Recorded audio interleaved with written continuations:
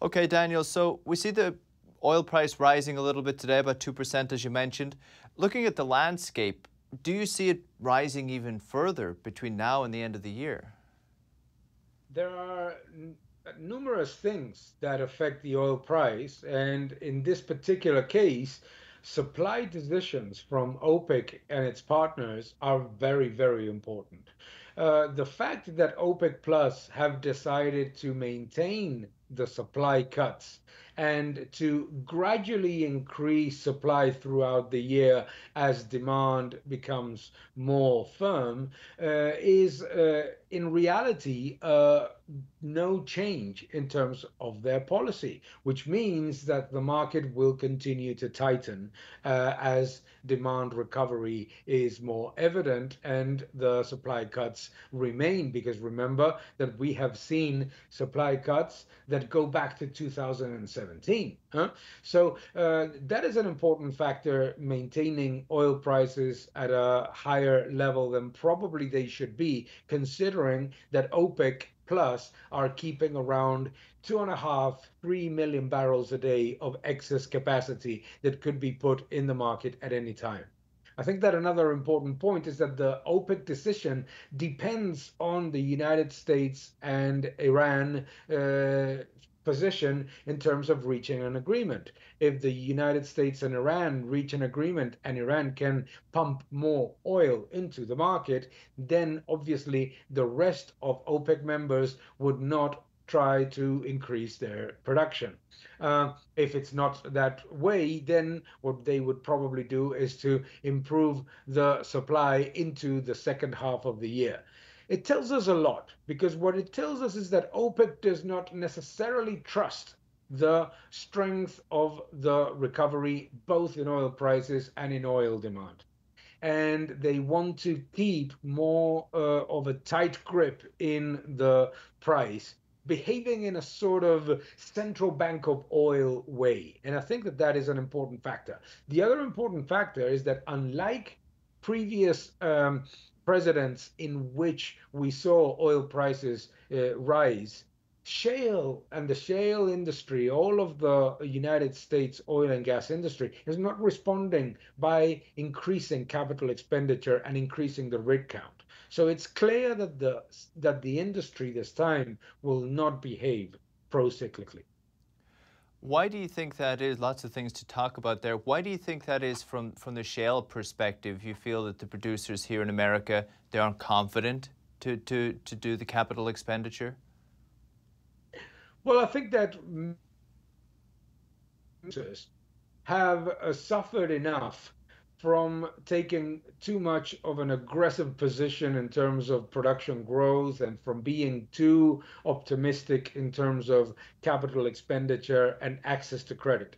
So I think that this time they're behaving in a more counter-cyclical way, which is to generate as much free cash flow as possible, enjoy the profits of higher oil prices, and wait and see whether the development of the market makes it rational to increase supply in order to avoid a supply glut and, more importantly, a credit crunch that may come if the rig count rises too rapidly.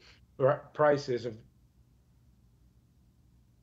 go through the roof. And obviously, we start to see credit situations becoming more of a norm again in the oil industry. Therefore, what it seems very clear is that pretty much like what OPEC is doing is that the US oil and gas industry will not follow the price, increasing dramatically the leverage to the cycle.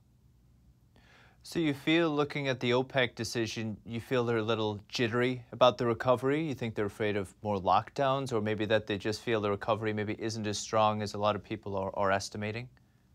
I think so. I think so. If the members of OPEC were confident about the demand growth picture and the recovery in the economies, we would see at least cracks in the agreement between those members in terms of supply, i.e., as we have seen in numerous occasions in past history, we would have seen some of the members of OPEC cheating on their commitments for those supply cuts. However, the level of compliance on the supply cuts this time has been absolutely phenomenal, which tells us that probably jointly and separately, all of them are less than confident that the recovery is as as strong and as sustainable as some people expect.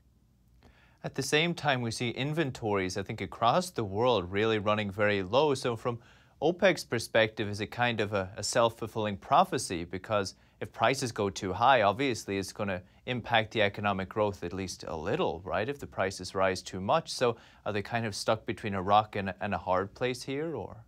It is a great point. If OPEC gets too greedy about maintaining an artificial tightening of the market by eliminating the ample supply that exists out there from the market, then they can create a slowdown in the economic growth of most economies. The European Union, for example, is an important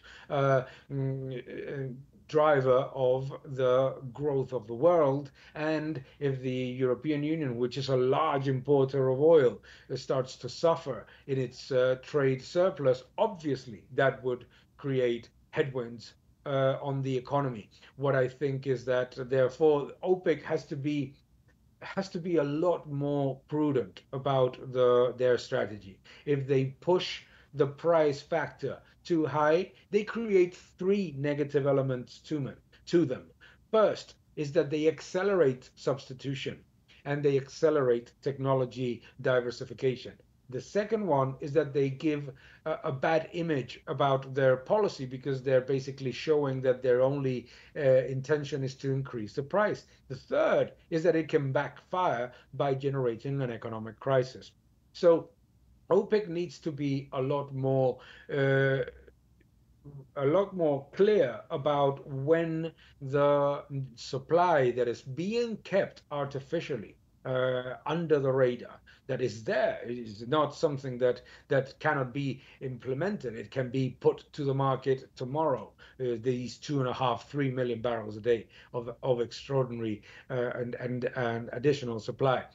So OPEC needs to be very clear about the tightness of the market and how they're likely to respond to a situation that could create a significant backlash both on their clients' economy and on OPEC itself by accelerating technology diversification. Daniel Lacalle, Tresses, thank you. Thank you very much. Thank you for watching this video. Please subscribe to my channel, like my videos, leave your comments below, and keep defending freedom. Thank you very much.